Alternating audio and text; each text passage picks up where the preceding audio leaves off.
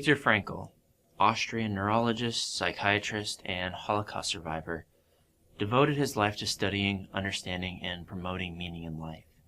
In his book, Man's Search for Meaning, Dr. Frankl tells the story of how he survived the Holocaust by finding personal meaning in the experience and how that meaning gave him the strength to push on even in the face of adversity.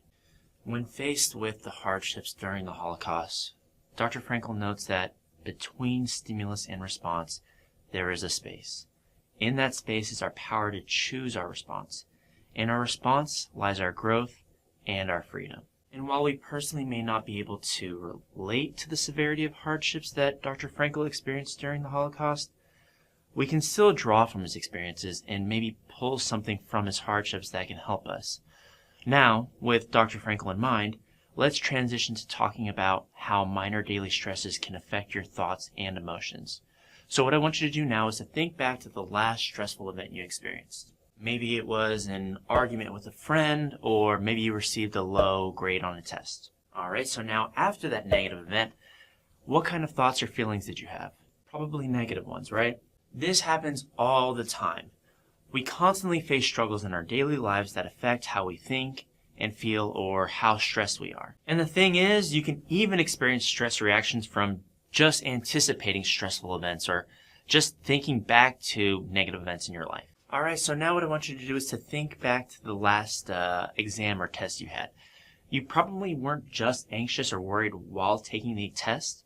You were probably anxious leading up to the exam just by thinking about it. And look, these daily stressors can seem fairly minor, I know, but they can all add up to cause all sorts of physical symptoms such as muscular tension, headaches, insomnia, gastrointestinal issues, or any other number of physical conditions. And they can even cause psychological symptoms such as feeling down, loss of interest in hobbies or your relationships, reduced attention, or even a reduced ability to recall information. And long-term stress can be a factor in serious diseases such as cancer, heart disease, dementia, particularly if you rely on unhealthy strategies to cope with stress such as smoking, substance abuse, overeating, or even overworking. But that's where mindfulness can help you become resilient to these stressors. One of the benefits that mindfulness offers is that it can help you recognize that there are choices in how you respond to any stressful situation.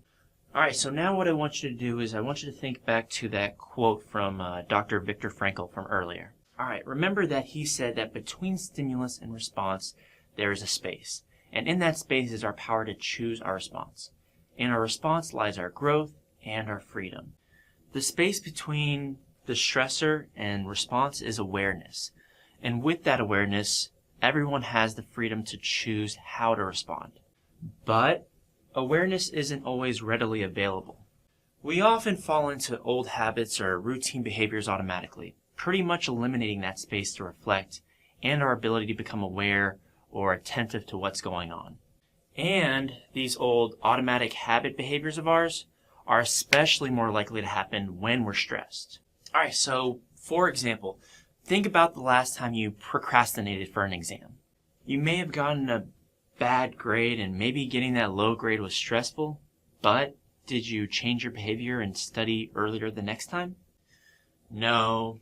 Chances are you probably fell back to your old habits of procrastinating again. But the thing is, with awareness, with a space to reflect, we can observe our negative thoughts and feelings within ourselves that are in response to getting that low exam grade in the first place. And then we can recognize that pull within us to avoid thinking about the class altogether. And, like I mentioned in an earlier video, it may feel painful to watch those temporary negative feelings. But those painful feelings are temporary. And the lessons we can learn from them by observing them and being mindful can be permanent. And becoming truly aware of stress in our life and how we interact with that stress is a necessary first step in choosing new responses that will serve you better in life.